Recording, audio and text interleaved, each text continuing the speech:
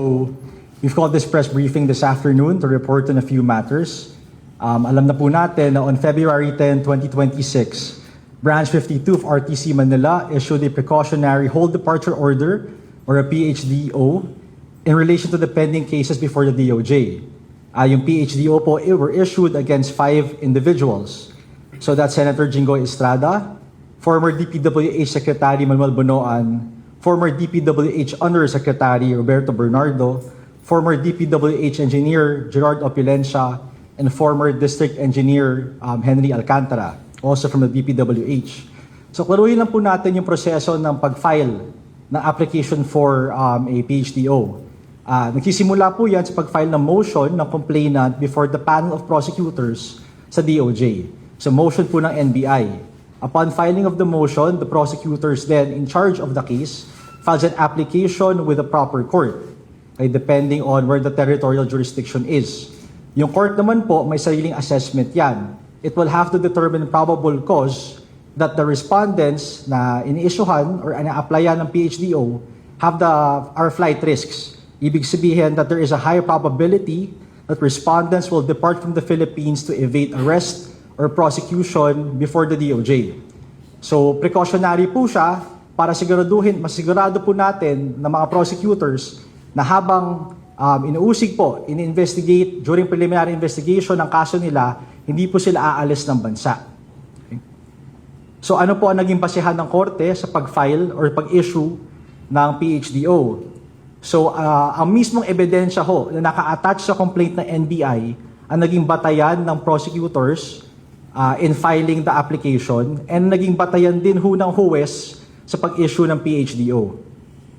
So, it's safe to say po that the same evidence that was furnished to the respondents during the conduct of preliminary investigation is the same evidence that the judge used or assessed in determining probable cause to issue the PHDO. And afterwards, the last step would be, of course, for the furnishing of the PHDO or the order granting the same to the Commissioner for the Bureau of Immigration para po malagay sa whole departure list ang mga respondent na to. Okay, we want to clarify dito po sa department that the constitutional right to travel by any respondent or any individual for that matter is within the courts. Ang korte lang po ay may kapangyarihan na mag-restrict ng right to travel ng any individual. So, being part of the executive branch of government, the DOJ does not adjudicate rights. It does not restrict the right to travel. It has no capacity to be granting permission to any individual seeking permission to travel during the pendency of preliminary investigation. Nasa court po yan. Now, ang next question po siguro natin is, may remedy? May remedyo pa ba ang mga respondent na malift ang hold departure order or PHDO? Yes, of course. They will necessarily have to file a motion to lift the PHDO with a court that issued the same, and they will have to file a bond. This is under the rules. So they have remedies under the law, protecting, of course, the rules protect the interests of both the complainant and the respondents. So meron pa yan po yung scheme and the process of granting the PHDO. Okay, so next issue po. We know that in a document dated February 13, 2026, may mga pinangalanan po ang International Criminal Court na 8 individuals as co-perpetrators or kasabuat ni former President Rodrigo Duterte in his crimes against humanity trial with the ICC. So in this regard, taruhin po muna natin ang papel ng DOJ. The DOJ does not enforce warrants. Ang trabaho po ng pag-enforce ng warrant ang nasa law enforcement, ang puliso or NBI.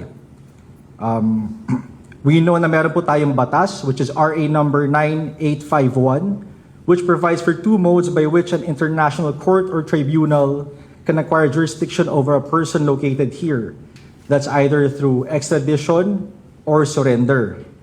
Ito pong matter na to ay executive prerogative.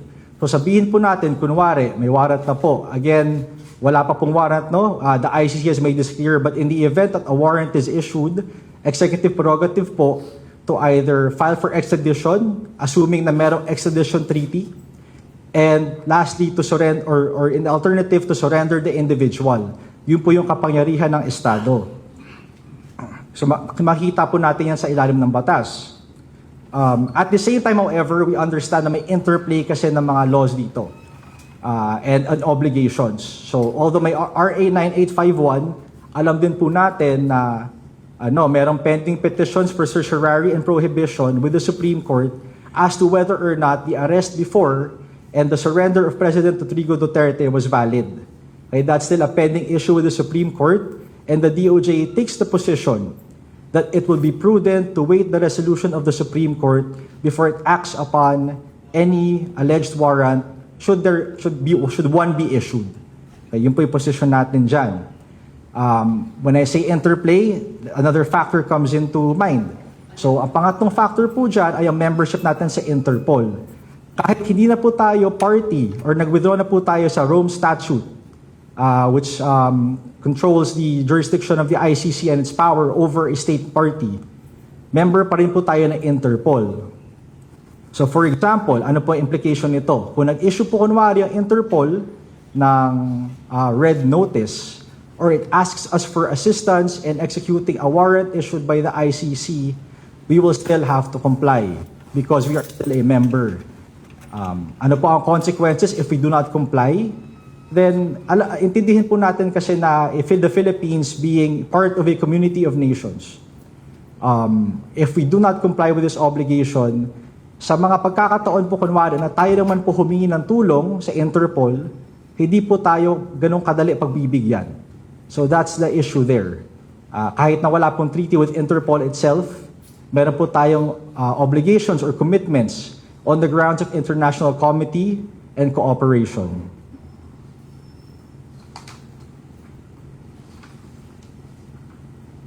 So that would be the two topics we'd like to discuss for today. I will now open the floor for questions.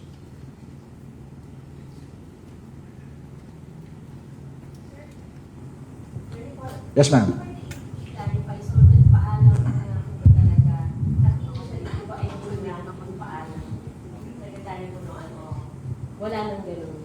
Okay, so alam po na we received news that allegedly former DPAA Secretary Bonoan asked for permission.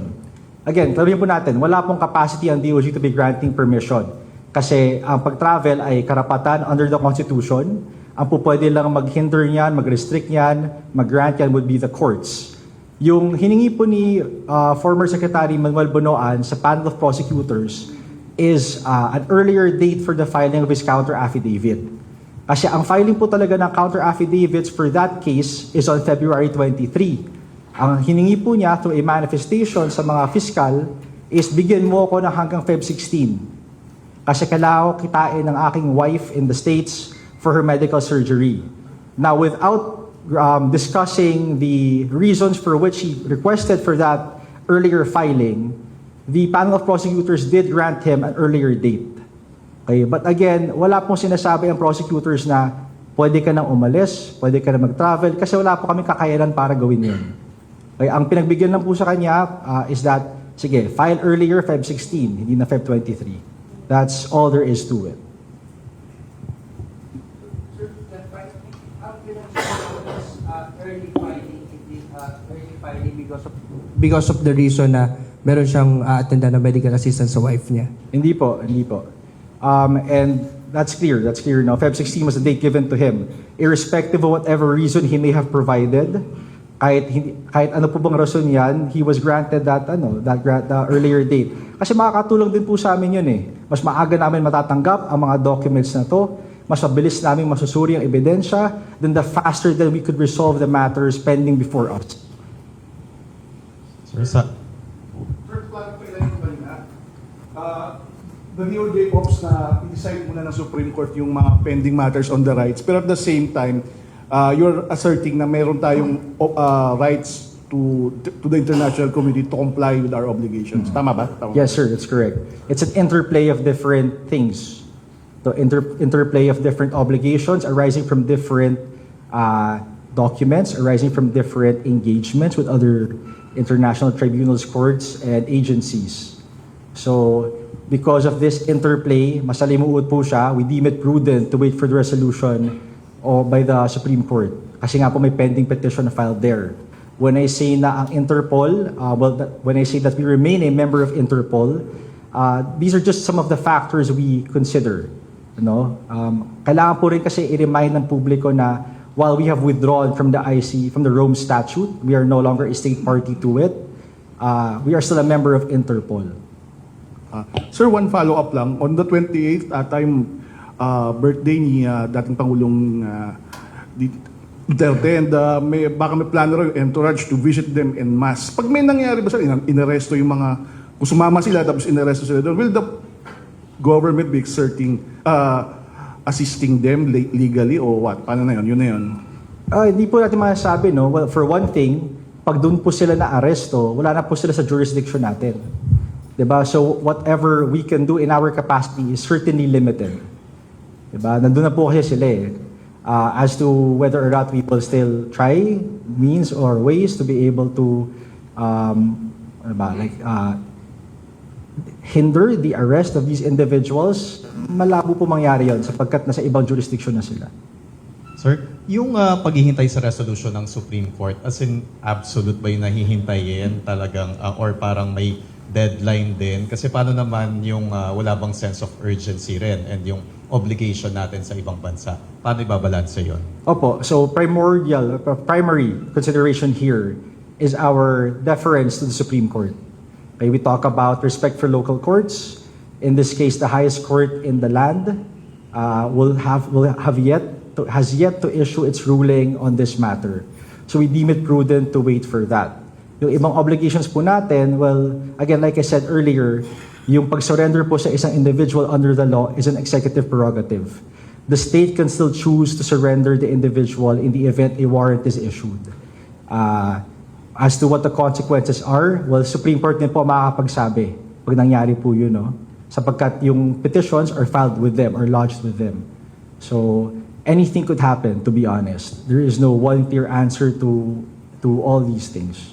Pero habang naghihintay ba, sir, may preparation na rin ba, if ever, sa pag-transfer? Pag-transfer po na... Pag-transfer ng mga co-perpetrators to The Hague, if ever? Well, wala po. Because wala pa namang arrest warrant eh. We have no right or we're not in any position to do that. Okay? Again, we respect the rights of all individuals. Kapag wala pang arrest warrant, then there's no reason for us to take custody of them. Diba? There's also no reason for us to prepare for the eventual arrest kasi that would be speculative.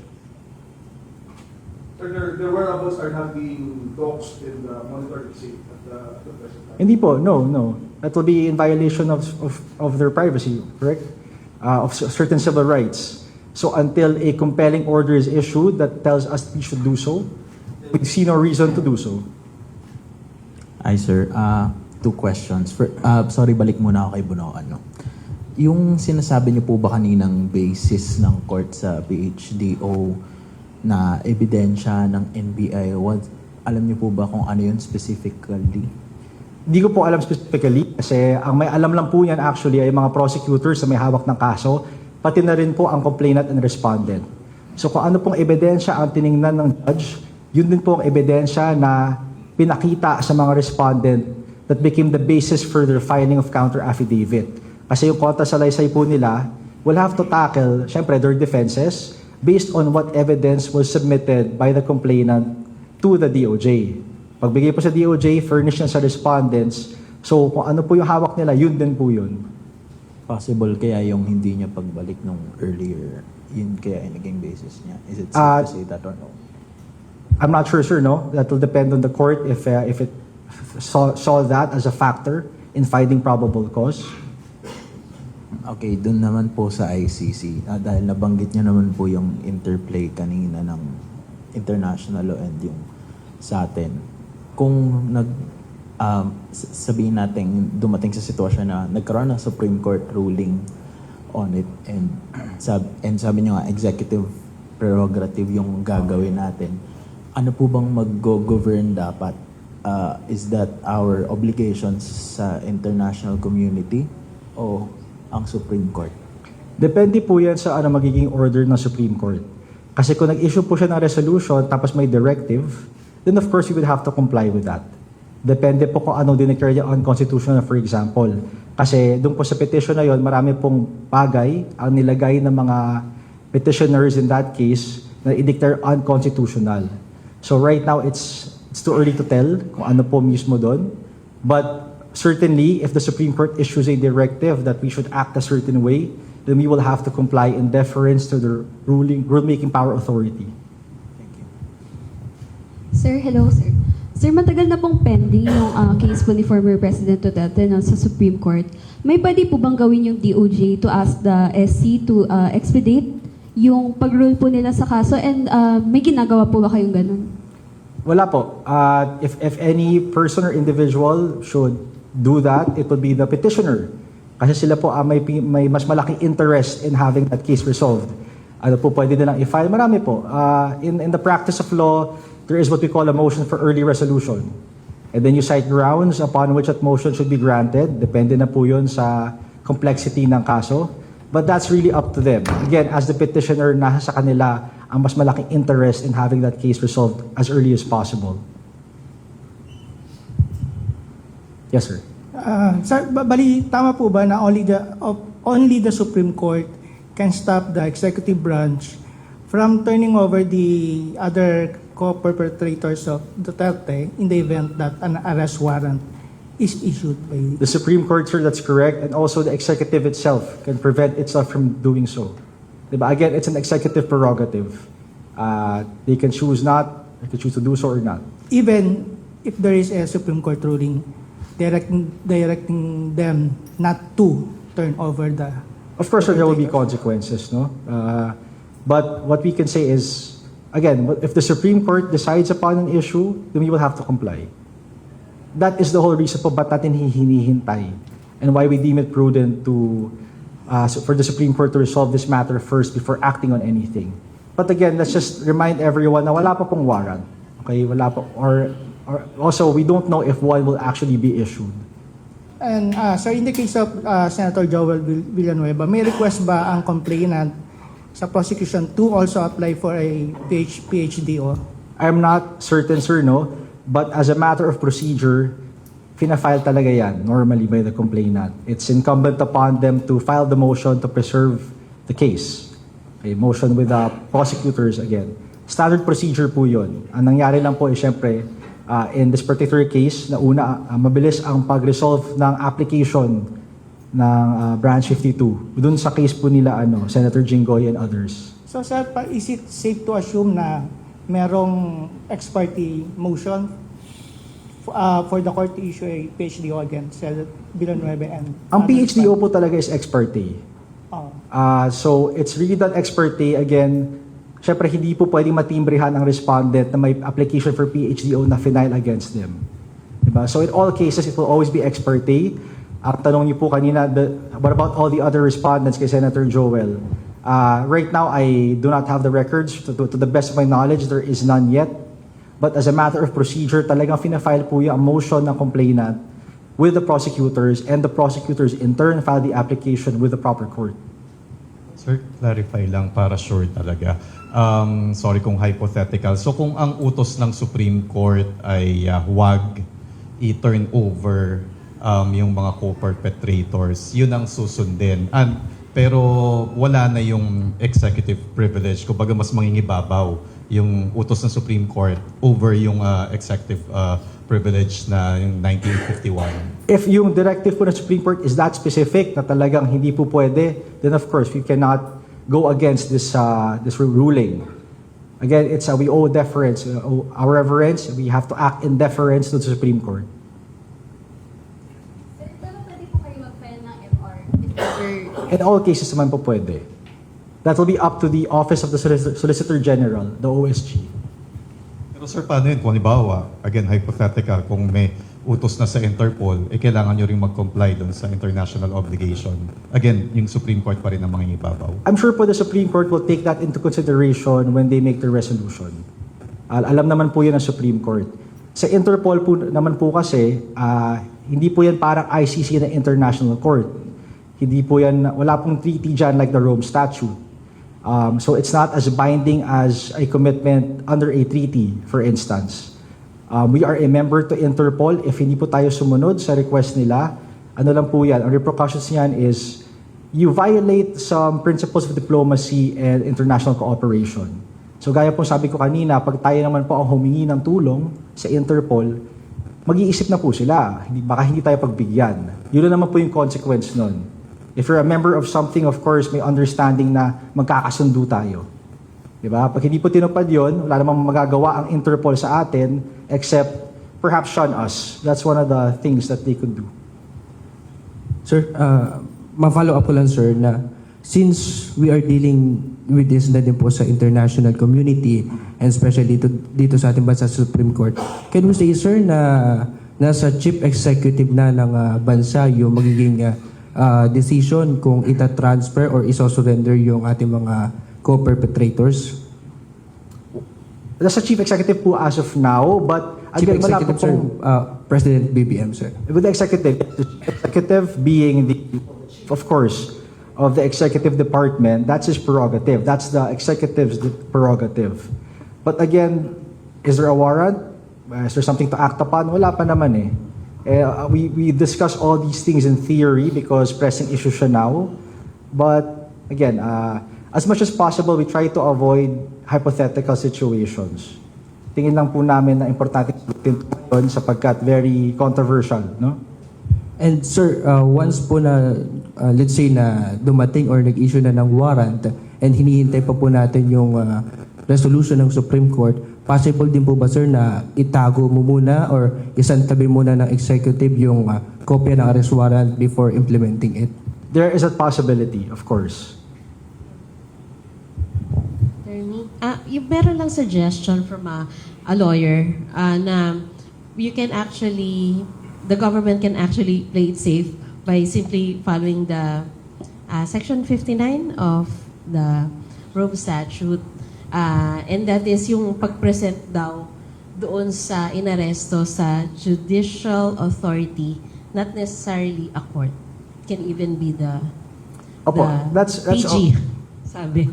Yun po yung under the rules no, that to once a warrant arrives here, assuming there is one, then idediretso po sa competent judicial authority yung arrestee or person to be arrested. Well, we do know that we are no longer a party to the Rome Statute.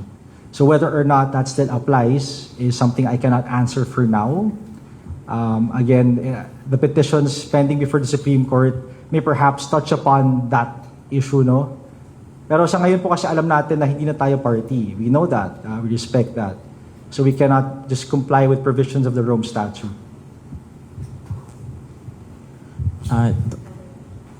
Siguro sir, total nasa puro hypothetical naman yung tanong natin dito. I mean, may separation of powers between executive and judiciary, and as repeatedly mentioned, executive prerogative ang pag-surrender ng co-perpetrators. Yes, sir. What will be the will there be consequences if, for example, the executive defied the judiciary's ruling? Well, of course, sir. Meron yan. As we all know, by a non-compliance with a directive by the court may be subject to contempt, for example.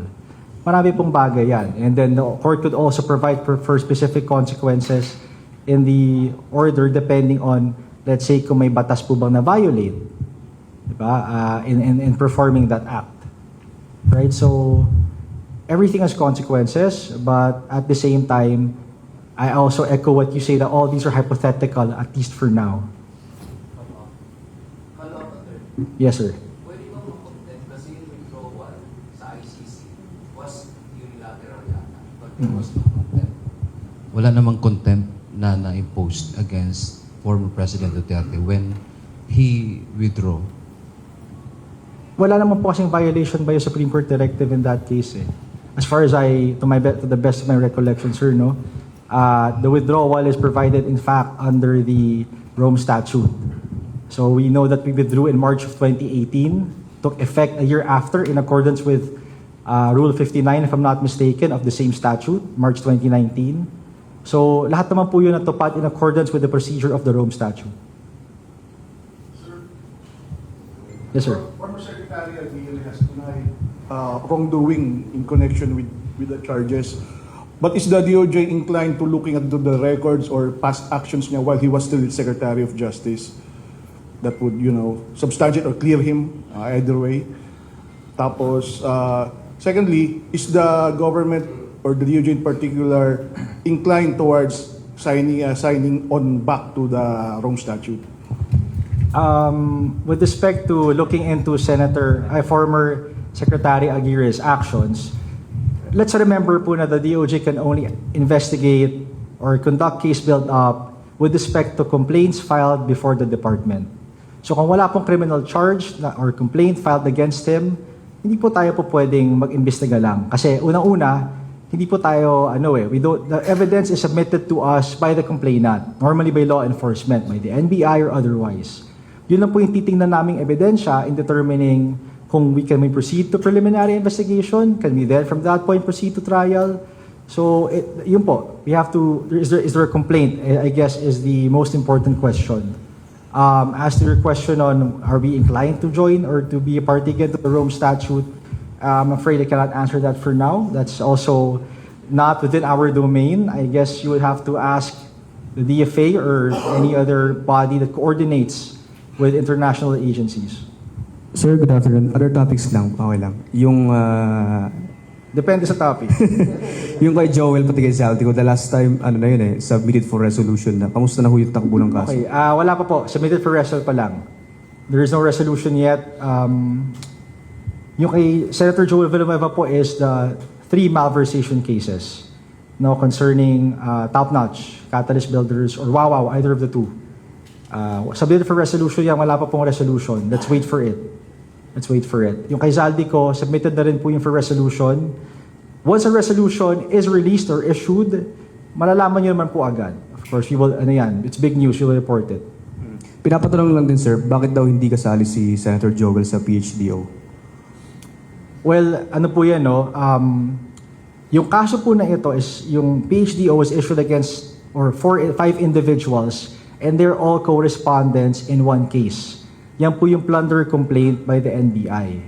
So ito pong how they're all related is correspondence po sila lahat sa isang kaso.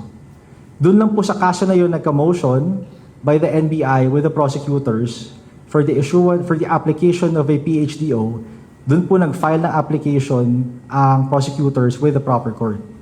So doon lang po sa kaso na yon. I cannot speak for the other prosecutors in the other cases kung bakit wala pa pong nangyayaring application doon. Perhaps wala pa motion na file ng NBI. Because we can really only act upon the motions filed by the complainant. No? Sir, baka may update din po dun sa complaint against Vice President Sara Duterte na final po sa kanya noong February 2025 over yung remark po niya na may hinire daw po siya para patayin si President Ferdinand Marcos kapag mamatay po siya. I'll get back to you, ma'am, on that. No, I have to check with the docket and the records. Okay. Okay. Thank you, everyone.